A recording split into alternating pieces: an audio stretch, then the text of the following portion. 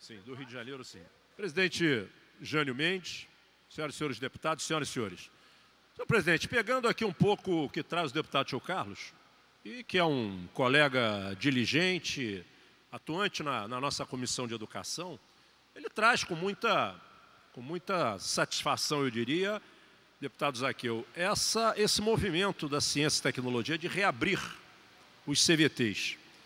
E eu trouxe justamente algumas informações para fazer uma análise, deputado Zaqueu, desse quadro dos CVTs. Primeiro, quem viu, presidente Jânio, o noticiário do RJTV, da última quinta-feira, deve ter ficado estupefado, porque o CVT inaugurado em 2014 de Belford Roxo e o de Campo Grande, ambos custaram aproximadamente R$2 milhões, deputado Tio Carlos, nenhum dos dois nunca receberam uma matrícula. Inaugurados em 2014. O RJ traz uma matéria, ambos os prédios, presidente, foram invadidos, destruídos e servem hoje de depósito de entulho. O Rio de Janeiro já apresentava em 14, todos nós sabemos disso, Vossa Excelência ainda não estava aqui, para nossa sorte chegou a partir de 15, mas já em 14, o Rio de Janeiro já apresentava nas contas do Estado uma ponta de crise. Mas mesmo assim, os gestores da ciência e tecnologia e da FAETEC inauguraram essas duas unidades, como tantas outras, e deixaram à míngua as unidades tradicionais da FAETEC, as grandes escolas que fazem a formação do ensino médio integrado, a formação técnica, efetivamente.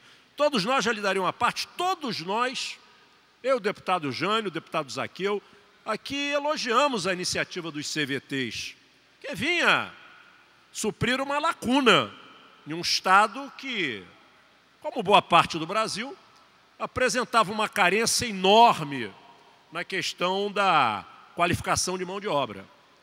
Vossa Excelência falou muito bem, apesar de vários deles terem sido desvirtuados, com cursos, na maioria das vezes, deputado presidente, que não tinham nenhuma relação com arranjo produtivo local. Curso de inglês, curso de... Enfim, não tinha nenhum arranjo, curso de informática. CVT era um projeto de qualificação de 300 horas, 200 horas, 100 horas, para suprir a necessidade de mão de obra no arranjo local. Agora, veja a curiosidade, deputado Tio Carlos. Eles abriram agora, os CVTs estão fechados desde o início do ano.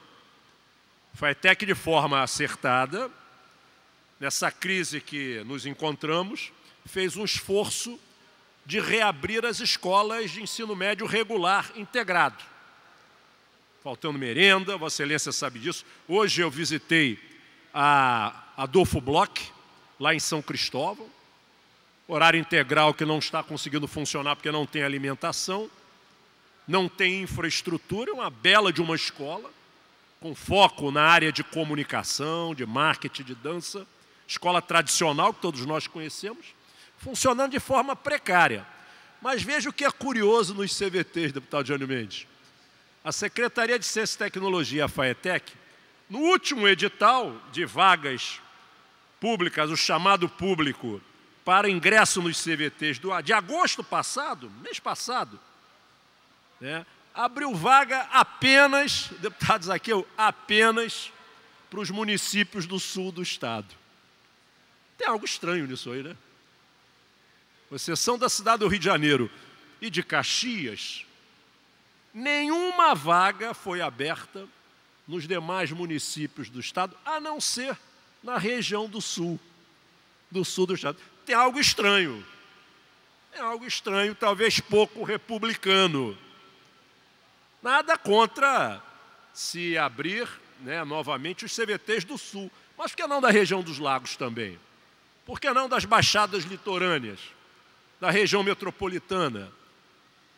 Do noroeste, do norte do estado? Por que será deputado Tio Carlos, que só abriram vagas nesse edital no sul do estado. Será que tem alguma influência dos gestores da ciência e tecnologia? Fica aqui a grande dúvida. Uma parte, deputado, por gentileza, com muito prazer. Não, deputado Conte, Vossa Excelência está coberto de razão, quer dizer, tem alguma coisa aí que talvez o secretário possa explicar. Mas mais do que isso, deputado, nós, inclusive, na Comissão de Educação, esteve em Niterói, nossa cidade, quer dizer, sua cidade, porque você... Nossa. Mas eu quero dizer que lá nós tivemos uma audiência que falava, por exemplo, de uma unidade da FAETEC, um CVT, que de CVT só teve a placa. Foi lançada no momento eleitoral e depois não aconteceu mais.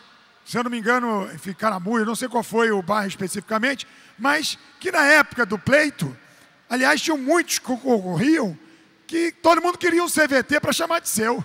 E aí, na verdade, infelizmente, veio a crise, que já tinha, com certeza, o entendimento, e que só passou realmente daquela ação eleitoral, que isso é uma pena. Então, essa colocação que Vossa Excelência faz em relação ao sul do estado, eu acho também difícil a explicação, mas eu acho que o secretário Tutuca vai nos dar o porquê disso. Entenda que... Vai explicar o inexplicável. Não, espero que sim. Vai explicar o inexplicável. Mas, deputado Tio Carlos, o que a gente vê, Vossa Excelência é um grande colaborador no debate da Comissão de Educação. O que a gente lamentavelmente vê é que os recursos da educação acabam não tendo uma aplicação dentro de uma política de Estado. Essa questão do movimento dos CVTs foi muito bem-vindo, não se justificava, deputado Tio Carlos, mais de 90 novas unidades, enquanto as 20 ou 30 unidades tradicionais da FAETEC passavam e continuam passando por problemas enormes nas suas infraestruturas. Não se justifica. Ou seja, é uma aplicação de dinheiro que não tem nenhum compromisso com uma política de Estado, com uma política estruturante em educação, com uma política que vai plantar, vai colocar ali as sementes e vai frutificar. Essa política acabou se desvirtualizando, como me parece, deputado Zaqueu, essa agora de só abrir vaga no sul do estado. Me parece pouco republicano. Me parece novamente que o Estado não tem para os CVTs uma política de Estado. Olha, já não, o governo tem sim uma política de interesses pontuais. E esse é o grande drama da educação. Ficar à mercê da maré de quem está de plantão na gestão do momento. É o grande drama da educação do Rio de Janeiro. Será que Belford Roxo, deputado Jânio Mendes, não poderia ter recebido esse prédio do CVT, a cidade de Belford Roxo? Seguramente a maioria dos municípios tem carência de prédios próprios.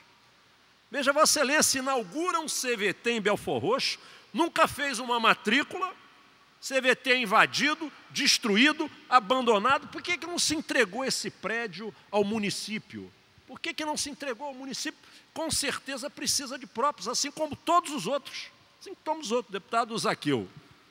Deputado Conte, muito apropriada a fala de Vossa Excelência, porque vou trazer aqui o exemplo da minha cidade, cidade de Queimados. O prédio onde está instalado o CVT era uma escola municipal, instalou-se o CVT e hoje está lá fechado, sem funcionamento, com todos os equipamentos internos prontos para funcionar. Já pedimos ao secretário Gustavo Tutuca que pudesse reabrir o CVT de Queimados e poderia estar nesta prioridade. Nenhuma unidade da Baixada, apenas Duque de Caxias. Por que Duque de Caxias é mais bonito do que Queimados? Por que o Sul Fluminense é mais bonito que Queimados? Então, não justifica. Então, nós temos que ter, de fato, política de Estado. O Estado tem que ser visto como um todo, e não apenas ilhas onde você tem determinada força política que está com o governo e que faz com que essa força política se represente naquilo que é o retorno educacional. Isso não constrói, isso não faz o Rio de Janeiro avançar. E nós temos que cuidar da política pública para o Estado do Rio de Janeiro e não apenas para pequenas cidades. Bem, eu quero comunicar ao plenário, deputado Jânio Mendes, que o meu mandato amanhã está apresentando uma representação ao Ministério Público Estadual, buscando responsabilizar os gestores da FAETEC e da Secretaria de Ciência e Tecnologia à época dos fatos da inauguração dessas unidades. porque já sabiam que tinha uma crise fiscal no Estado, inauguraram unidades em campanha eleitoral, nunca matricularam um aluno e sequer colocaram vigilância. As unidades hoje, o investimento com recurso público ali, com suor do contribuinte, hoje se perdeu. E nada foi feito nessas unidades. E para terminar, senhor presidente, elogiar a iniciativa dos deputados André Ciliano e Luiz Paulo, nesse projeto de resolução, né, que cria regras mais claras para que os municípios possam estabelecer, né, o estado de calamidade financeira. Eu trago aqui, deputado Jânio, a situação do município de Mangaratiba, que estive ontem, prefeito Arão. Município que o atual governo herdou uma gestão de um prefeito que está preso, um ex-prefeito, e quem o substituiu impedido de ser candidato. Vejam que herança, apesar de toda essa crise fiscal que já é aguda do Estado, a recessão nacional, a falta de presença da máquina do ente público estadual para ajudar os municípios, aqueles que herdaram situações como essa de Mangaratiba, seguramente ficam frente a um cenário que é um profundo desafio. Se não tiver o apoio da sociedade, o apoio da população para fazerem a travessia, dificilmente essas cidades vão conseguir sair do quadro que foi feito, que foi construído e que entregaram aos prefeitos que foram eleitos. Eu vi ontem em Mangaratiba o drama do prefeito Arão, que é um prefeito reconhecido na cidade, já foi prefeito 3 vezes, exitoso nos seus governos, e que hoje se vê frente a um quadro de muitos desafios, de enormes dificuldades. Se não tiver o nosso apoio e medidas como essa que os deputados apresentam à casa, podem ser uma janela para se buscar aí, pela legislação estadual, dar um apoio nas contas de cidades nesses governos atuais que passam por muitas dificuldades. Parabéns aos companheiros e vamos tentar aperfeiçoar essa matéria até a aprovação e parabéns lá ao empenho, à determinação do prefeito Arão e de toda a sua equipe na cidade de Mangaratiba. Que a população continue acreditando no Arão, que ele sem dúvida será o líder nessa travessia difícil que o município vai enfrentar, mas que seguramente chegará a um porto seguro. Muito obrigado.